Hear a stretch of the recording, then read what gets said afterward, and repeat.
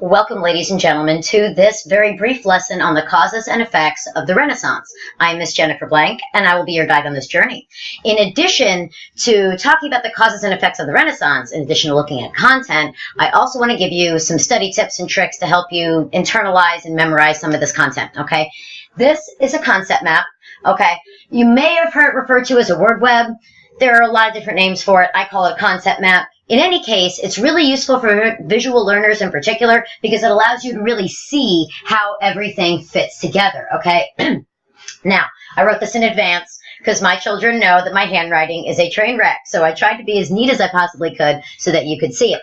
I also color-coded this. So you have causes in red and then effects in blue, just to try to help it make sense in your mind. Again, if you're visual, this is going to be very useful for you. But even if you're not visual, if you take, like a lot of the notes that I give you in PowerPoints, it's an outline format, right? Now, if you take what's in outline format and put it in a different form, like a concept map, that has your brain re-engaging with the information in a very different way. And it helps your brain stick it in there, right? It helps memorize it. So that's another reason why I'm showing you this. So this is an example of a concept map, but let's talk about what these things are. So let's look at causes first. Okay, let's look at causes. So over here, we see we have the Black Death. All right, we know what the Black Death was. Massive bubonic plague, went through Europe, wiped out, depending on which source you look at, anywhere from 25 to 33% of the population. So that's a whole lot of Europe, right? That's a big deal. So, and during that period, people started questioning the church a little bit because before this, everybody's like, the church knows everything. It's very important. I have to do whatever the church tells me. And then the Black Death happens and people are like, well, I did everything the church told me to do, right? I did what I was supposed to do, and my entire family still died. And people in the church died, and like bishops and cardinals and priests were not exempt from the Black Death. So that must mean that, one, God's pissed, and two, maybe the church doesn't have all the answers, so maybe I'll start poking around in other places, all right? And Petrarch was one of the first guys to do this because he started looking at documents that the church was not all about, all right? He started looking at Greco-Roman classics, all right, stuff from the pagans. Ooh. So he started checking that stuff out, and he's actually known as the father of humanism, which is another cause of the Renaissance. And humanism is the belief in the ability of humanity to achieve great things, to do wonderful stuff. Basically, you're a fan of man, all right? Humanity is good times, all right? That's what humanism is, all right? We have the printing press, which allowed this rediscovery to really blow up everywhere because now with the printing press, instead of just like a little monk sitting there copying, you've got this printing press that can make thousands of copies very, very quickly. This made books cheaper, and this made knowledge more accessible, all right? So this increased the demand for these Greco-Roman classics that everybody was digging on so much. We also have politics in Italy. Politics in Italy were a changing. Okay, you start having strong families that are in a good economic position that are coalescing power in the Italian city-states, right? There are 5 major city-states, and you can get that information from my PowerPoint.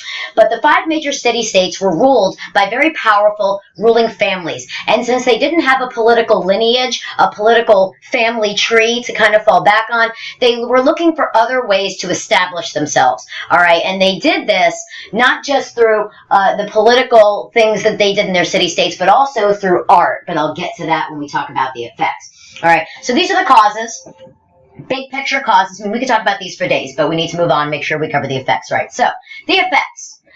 Because of all this knowledge and all this learning and all this discovery, you have advances in science and technology. Now, that's going to be very important because that's going to make the age of exploration possible, but that's another unit. Secularism, I don't know why I have such a problem saying that word. Every time I have a problem saying that word. Secularism was becoming a big thing. So instead of everybody being all about the church and all about heaven, they were all about this world, the physical world, the material world. So this was a huge break, a colossal break from the Middle Ages, and it's very important that we know that. We have new political theories developing. Now, when you think politics in the Renaissance, you think Machiavelli. Okay, politics in the Renaissance, Machiavelli. Politics, Machiavelli. Renaissance, politics, Machiavelli. Okay.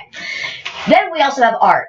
Art is so great. Now, my guys in class, we're going to spend a lot of time examining primary sources in the form of paintings, statues. So we're really going to take a close look at those things. We're going to analyze them and evaluate them. Okay, but I just want to give you like big picture stuff in terms of what was changing in art. So the idea of perspective came into being. This idea of perspective in art started happening. Light and motion. The idea that you were messing with shadows and messing with showing people in motion was very important. The study of the human form, because now we're fans of man, right? We like humans, so let's study humans and see how they actually move. So there's a lot more attention to realism. Now, in the Renaissance, the art is idealized, but it's still realistic. Okay, whereas in the Middle Ages, the art was very flat and one-dimensional and like long faces and like, no emotion was depicted. You're just kind of there, and there's no sense of like shape of the face or anything like that. It's just flat. In the Renaissance, that all completely changes. You actually have emotion and drama in these pieces, and you have an intense emphasis on secularism as a subject matter. Okay, so it's not just all religious art now, where in the medieval period it was all about God and all about the church. Very religious in nature, all of the art. In the Renaissance, you're getting other topics, other ideas that people are painting and writing about and sculpting and things like that. You also have a change in composition and balance. The idea that there was symmetry. You had same shapes on either side of the painting, or you had certain geometric shapes that would appear throughout a piece of art, things like that. And also there was a unique vision of each artist that now wasn't just about creating art for the church, it was about the artist creating art for themselves to share a unique vision of the world that they saw, the human world that they were experiencing. So this idea of patronizing artists, that's where this politics in Italy and the ruling families in these Italian city-states, that's where that comes into play, because they were really patronizing the artists. If it weren't for families like the Medici, for example, we wouldn't have a lot of this stuff. Families like the Medici really spurred on the Renaissance. Okay, so it's very important stuff.